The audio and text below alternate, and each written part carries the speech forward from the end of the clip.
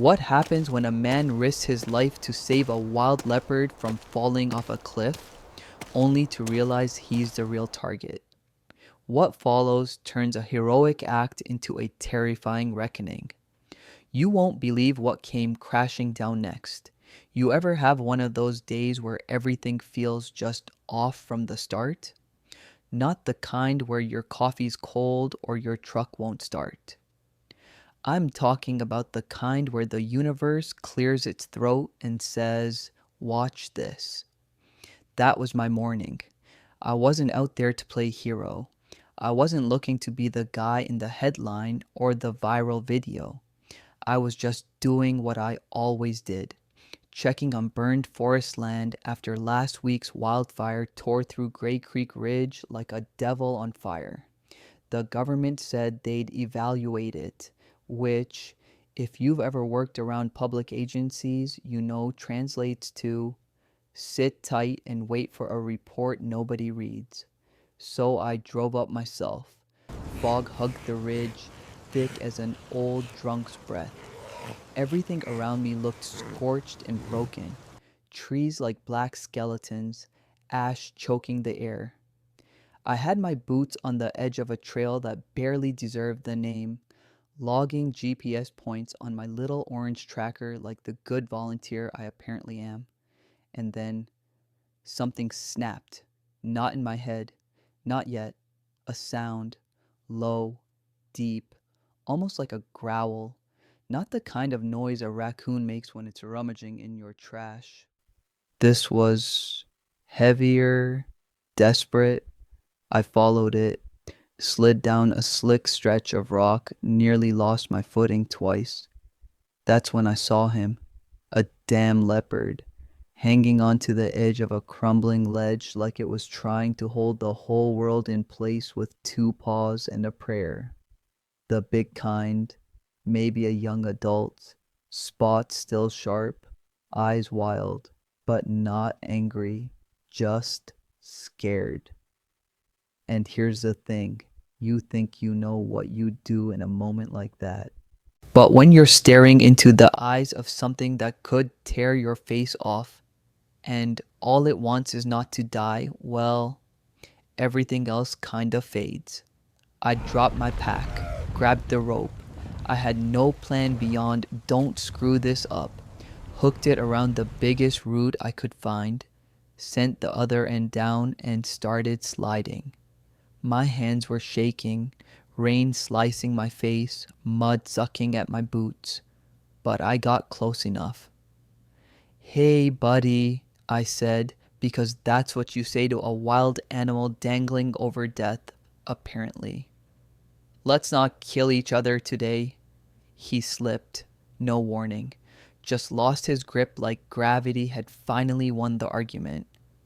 I lunged, caught him by the scruff, and the momentum damn near took us both over.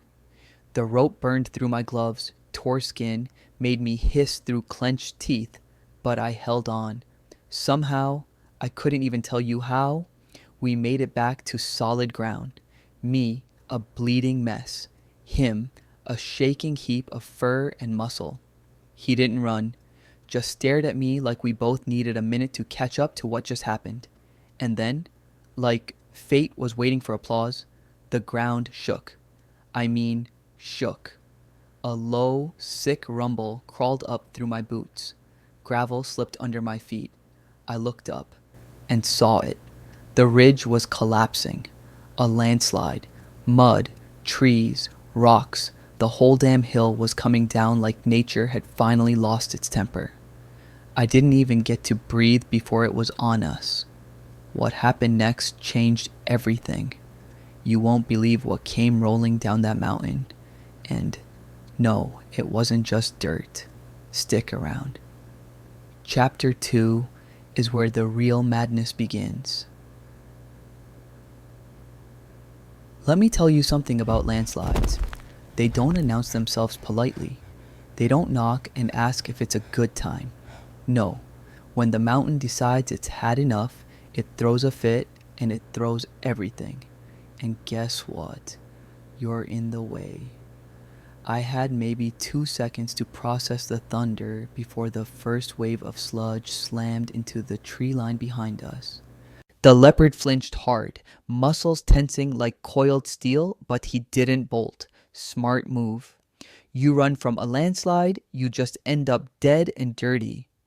I grabbed what was left of my rope, shoved the GPS beacon deep into my jacket, and yelled at the leopard like he understood English. This way, move! No clue if it was instinct, shared panic, or divine intervention, but he ran with me, not away from me. Side by side, we tore through the charred brush like it owed us money. Trees were snapping behind us like twigs in a bonfire. The air turned thick with dust and debris. Breathing felt like trying to inhale soup. I slipped once, caught myself on a stump. The leopard didn't stop, but he looked back. I swear to you, he looked back. That 2 second glance might have saved my life, because while I was scrambling up behind him, I saw what was coming next. Not just mud, not just boulders, metal, a rusted out water tank, one of those massive ones they abandoned after the fire crews pulled out, came barreling down the slope like it had a vendetta. It was tumbling end over end, smashing everything in its path, and we were next on its guest list. I dove behind a fallen log, grabbed the cat by the scruff. Again, yes, I know how dumb that sounds, and yanked. We hit the dirt hard. The tank missed us by what felt like half a breath, but the shockwave slapped us like we owed it money. The ground trembled. My ears rang. I tasted blood. I lay there, chest heaving, limbs screaming, rain mixing with ash in my eyes. The leopard, somehow still alive, stood over me, panting, tail twitching like a whip. For a second, we both just existed. Then, voices, distant, shouting, not friendly. I know that sound, that short clipped yelling, that angry accusatory tone, and I knew who they were before I even saw the trucks. Unauthorized hunters, not the kind with permits and respect for life. The kind that moves in when chaos hits, fire, flood, whatever, and picks off animals too weak to fight back. They call it cleanup.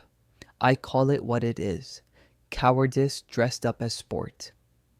I dragged myself upright, heart pounding. The leopard turned toward the noise, ears back, body low. He wasn't ready to flee. He was ready to fight, which would have been noble and totally suicidal.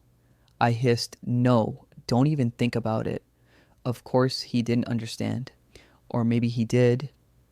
Either way, I moved first. We slipped down into a narrow ravine, muddy and tight. The only cover we had. The kind of place you crawl through sideways and hope you don't meet a snake with an attitude problem. I could hear the men above us now. 3 of them, maybe 4. Laughter, gunmetal clicks, and then something worse. One of them called my name, first and last. Now, let me ask you, how do a group of strangers in the woods, strangers with rifles and bad timing, know your name? Answer, they're not strangers. And that's when it clicked. The permits I fought against, the reports I filed about illegal land use, the threats I shrugged off last year. This wasn't a coincidence. They weren't out here for just the animals. They were out here for me. This is the turning point. What comes next isn't just about survival, it's about justice. You've come this far. Stay right here, because chapter 3 is where everything explodes. Just as one of them shouted my full name, everything inside me froze. Not out of fear, out of rage, because now it wasn't a hunt. It wasn't an accident. It wasn't my imagination. It was a purge, a deliberate one, with papers, guns, and orders to get rid of someone who talked too much about logging, arson, and poaching investments, and I would probably have fallen face down in the mud and prayed. If not for one, but I was not alone. The leopard, he was there again. He didn't run away. He didn't hide. He stayed. His eyes were not the eyes of a predator. They were an ally's. And damn it, that was all I needed. One of them was already jumping down into the pit where we were hiding. He thought we were just victims. He didn't know we were already part of the landscape.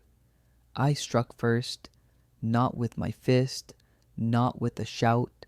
I just released the rope I had used for rescue earlier, and when he stepped on the slippery edge, it worked like a trap. The stone slipped from under his feet and he fell down like a bag of fertilizer. The others hesitated. They hadn't been taught to act without orders. But we already had a plan. Silence and strike. I wouldn't call it a fight. It was a reversal of the hunt. When your back is to the dirt and your only chance is the predator you yourself pulled from the abyss. When it was over, all that remained was a hoarse exhalation, the taste of ash, and the leopard walking away down the slope as if he knew the job was done. He didn't turn around, neither did I.